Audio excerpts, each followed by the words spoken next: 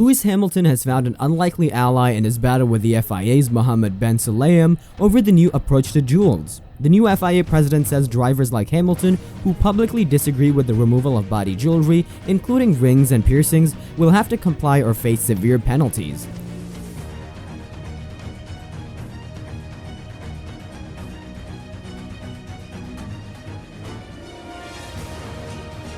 Completely against expectations and completely surprising, Red Bull's Helmut Marko sided with the 7-time world champion.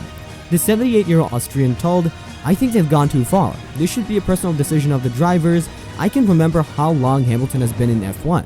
But he wears his jewelry all those years, so why have they suddenly decided to make this a topic of conversation? I think we have plenty of other things to worry about. We have to accept and respect each other's drivers' individuality. Can I side with Hamilton? Yes, I do, and this is my honest opinion," added Marko.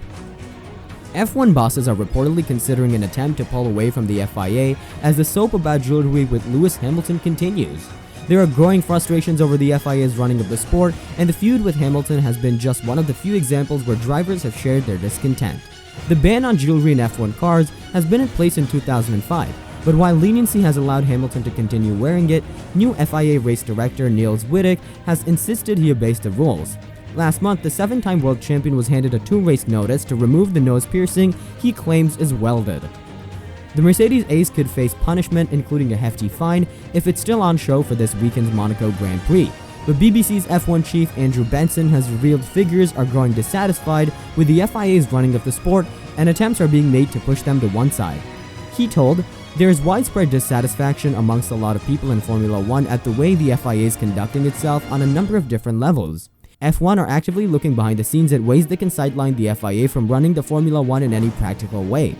There are a lot of what appear to be isolated examples, which all come back to the same general picture and dissatisfaction with the way that the FIA is running Formula 1. From F1's point of view, for example, it's why did FIA President Mohammed Ben Sulayem delay the approval, but he still hasn't approved it, of the increase in the number of sprint races for the next season? From the driver's point of view, it's the jewelry ban and the underwear situation and some of the things that Alonso brought up, such as the policing of the sport and safety, and so on and so forth. Now we've got Red Bull saying, "Are you sure you've done the Aston Martin investigation properly?" However, while F1 is exploring the possibility of removing the FIA's involvement in the running of the sport, Benson has explained how difficult it will be to isolate the governing body altogether. He believes the plan would see FIA take up a ceremonial role rather than boasting a full hands-on control. The FIA owns the F1 World Championship, F1 have the commercial rights, but they're leased from the FIA, Benson added. So it'll be very hard to remove the FIA altogether. If you break away from the FIA, you cannot use their championship titles. They would have to call Formula 1 something else at that point. What I'm told is F1 are looking if they can find a way to remove the FIA into a kind of ceremonial role. So they're still there, Mohammed Ben Sulayem can still turn up at races and be the FIA president, but in actual fact they wouldn't have any active involvement in the running of the sport at all. F1 would do all that, which is the plan. Whether it actually gets to that point, I don't know, but it's certainly something going on in the background. Let us know your thoughts about the crash between F1 and FIA at the moment. And don't forget to subscribe and hit that notification button to not miss any Formula 1 news.